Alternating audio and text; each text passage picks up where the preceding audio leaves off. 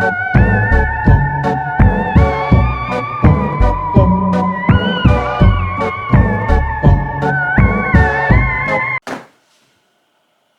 here I am, having my creepy Halloween tea,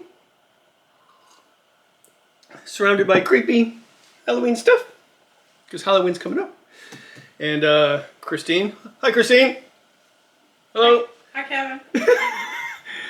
She was watching her, what do they call it again? Booktubers. Booktubers, about Halloween books. And she goes, you should do another book review on scary canoe books. I went, are there scary canoe books? Yes, there are. Here we go. All right. First one. I got hardcover and softcover because it's such a good book. By Adam Shoalts, The Whisper in the Night Wind. He wrote this a couple years ago. Fantastic journey and story. Yeah, him and his buddy go by canoe and by foot into northern Labrador to do research on what was supposedly an evil creature that was attacking and eating children and people in this small community that doesn't exist anymore. It's a ghost town. Woo! And yeah, it's really well written. It's not cheesy at all, and it's more science-based than anything. Adam is an amazing writer, really good storyteller, and yeah, if you haven't read this right now, week before Halloween, read it in the tent at night. Okay, laugh at this one if you want. But Deliverance, okay? Yes, scary, the movie. Well, I don't know if everybody has seen it, but you got to read the book. The book is far better than the movie. I know I shouldn't be saying that because everybody says that, but it's true. This book is amazing. It's all about the rape of the land, the humans against wilderness. Yeah, it's really well written. One of the greatest scenes is when he, with the one gentleman, is going to shoot the bow and then he can't shoot the deer.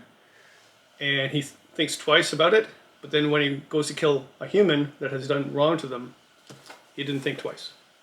Right! Oh. All right. Amazing book. Amazing book. The Stranger in the Woods. Michael Finkel, is it? This is, you gave me this one. Michael, oh, Finkel. Finkel, sorry. Thank you.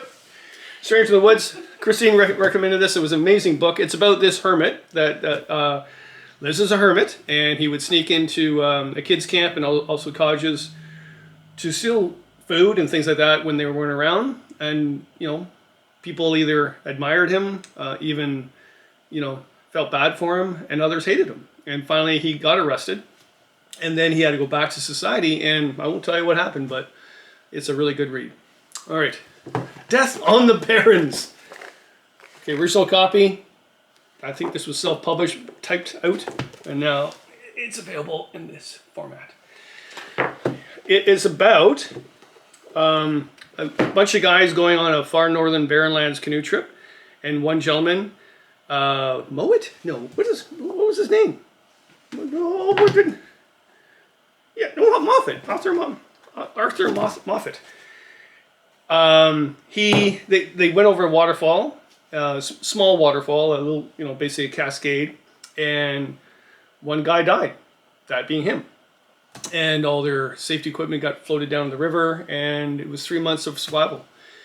It's an amazing story. It's a tragedy, and it's all about, should you leave the body there or not while you're trying to get out of the Barrenlands. So, yeah, it was told by George Grinnel that was on the trip, and his son wrote the book. Right. Deep Waters, James Raffan's book about that tragedy on Lake Temiskaming. There was 27 kids going on a great outdoor canoe trip to James Bay. Starting off in Lake Temiskaming, they had these trial canoes that they were using, and they didn't work. So they all flipped over. I don't know if all flipped over, but basically 12 boys drowned and died, and 1 leader. And the book is all based on, should this have happened, and why did it happen? That was in 1978, I think. You think about it now, 1978. I wonder if they're wearing their PFDs. Anyway, all right. John Tanner. John Tanner, if you think your life has gone downhill, this guy, So he was kidnapped by First Nations back, in the 1800s, maybe the 1700s, I think, and as a child.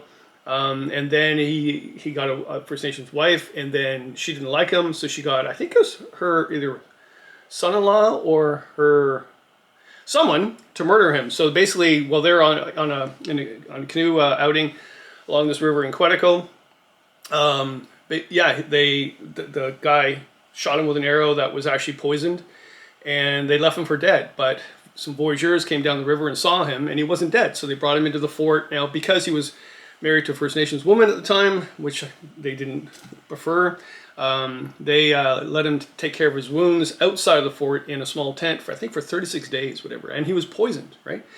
So finally he did get better, and then he went to town, Sault Ste. Marie, along Lake Superior, and then he was accused of a murder that he did not commit. So he had to escape into the woods, lived his life as a hermit while this military group went to look after him to find him. And it was the military leader that actually was the murderer. They found out later. And later on they found his skeleton, and whether he killed himself or whether he just died, that is a bad life. All right. The Hornby Expedition. This is one of the best books on it. Cold Burial. Amazing. Clive Powell Williams. And if you don't know the story, they went on this expedition in the Northwest Territories, and maybe it was arrogance, whatever, but the leader, Hornby, he didn't do well taking care of his I think it was his nephew? Wasn't it nephew? It was his cousin. It was his cousin, I think.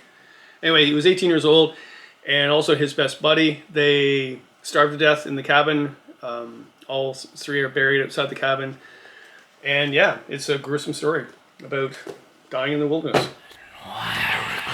Bloody Falls of the Coppermine. McKay, Jenkins. Don't know much about that author, but I remember reading this book, and wow, full of history about death up north. And how I think it was the Dene came in and murdered a bunch of Innu camping at Bloody Falls on the Coppermine. And that's why it was called Bloody Falls. Really good book. Really good book. Maybe not a Halloween book. All right, I'm getting close to the end. How am I making out? Am I booktuber? Was it called? What do they call it? Booktuber. Booktuber. Am I as good as your booktubers? Yes. Way to go, Kevin. She's so positive all the time. Ghostwalker, Artie Lawerence. Artie Lawerence, I grew up reading his books. I loved his books, and all nature based. And why did I call this why am I calling this a Halloween book? It's not really. He goes out west and spends, I think, 3 months or more. I think it was more than that. Ooh, a lot long. No, 10 months. 10 months looking for the ghost of the forest, that being a cougar. And it's a good book. And he did, really think that the cougar was like a ghost, because it was hard to track and follow. But the one story in there you got to read give you the goosebumps. So he's walking through the woods at night. He's getting really cold. It's winter, so he goes into this sort of cave area to get warm. And sure enough, there is a grizzly bear in that hole that kind of is half awake and half not. Good story. All right, that's it. That's all I got. Well, I got a lot of other books. A lot of people die out there because they're not wearing the PFD. Okay, I don't know if I can keep doing this. Let me know what you think. I got lots of books. I collect books. These are just a small percentage. Christine, how many books do I have? 1,000. Even more than that. 2,000. 2,000, right. So yeah, I'd like to do more of these, especially in the winter months. Well, cheers, right? Boo! Happy Halloween, everybody.